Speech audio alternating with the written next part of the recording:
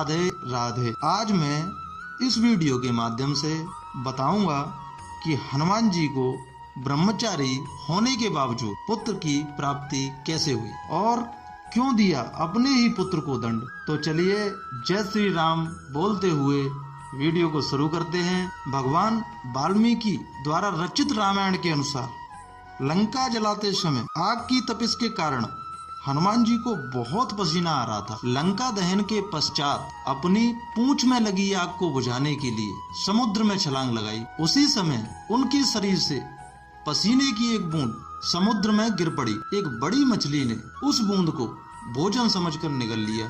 उसी पसीने की बूंद के कारण मछली ने गर्भ धारण कर लिया, जिससे हनुमान जी के पुत्र मकरध्वज की उत्पत्ति हुई। एक दिन पाताल के असुरराज अहिरावण के सेवकों ने उस मछली को पकड़ लिया। जब वे उसका पेट चीर रहे थे, उसमें से उनको वानर की आकृति का एक मनुष्य निकला। वे उसे अहिरावण के पास ले गए। अहिरावण ने उसे पातालपुरी का रक्षक नियुक्त किया।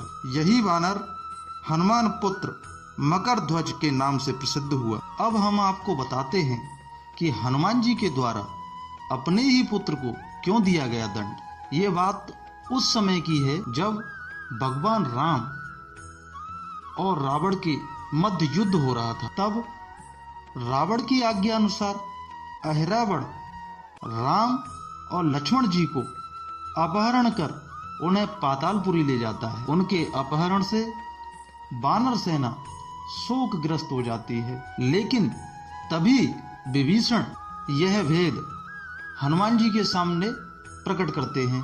उसके बाद हनुमान जी श्री राम लक्ष्मण की सहायता के लिए पातालपुरी जाते हैं। जब उन्होंने पाताल के द्वार पर एक वानर को देखा तो वो अचंभित हो गए। उन्होंने उसका परिचय पूछा। अपना परिचय देते हुए वानर ने बोला कि मैं हनुमान जी का पुत्र मकरध्वज हूँ और पातालपुरी का द्वारपाल हूँ।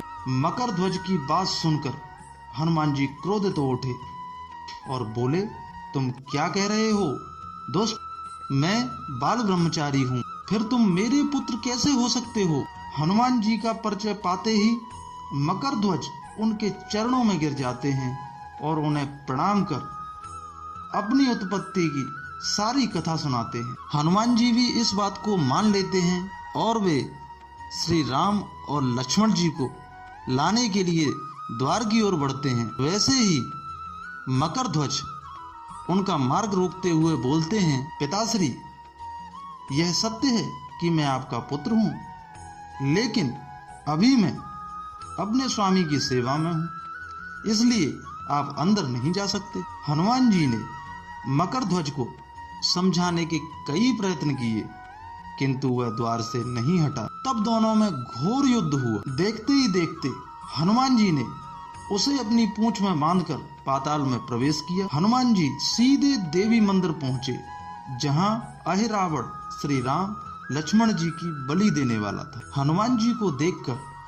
देवी चामुंडा पाताल लोक छोड़कर चली गई। तब हनुमान जी ने देवी रूप धारण करके वहां स्थापित हो गए। कुछ देर बाद अहिरावण वहां आया पूजा अर्चना करके। जैसे ही उसने श्री राम लक्ष्मण जी की बलि देने के लिए तलवार उठाई, वैसे ही भयंकर गर्जना करते हुए हनुमान जी प्रकट हो गए और उसी तलवार से अहिरावण का वध कर दिया। तब श्री राम ने हनुमान जी से पूछा, तुम्हारी पूंछ में कौन बंधा है? बिल्कुल तुम्हारे ही समान लग रहा है, इसे खोल दो। हनुमान जी ने मकरध्वज का परिचय देकर उसे बंधन मुक्त कर दिया।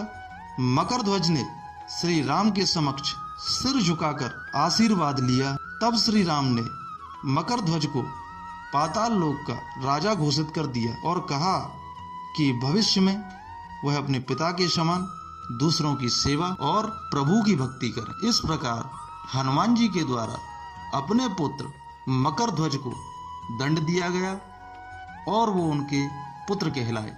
अगर आपको मेरे द्वारा दी हुई जानकारी पसंद आई है तो कृपया चैनल को सब्सक्राइब करें, वीडियो को लाइक करें, शेयर करें, कमेंट में राधे राधे जरूर लिखें। जय श्री कृष्ण।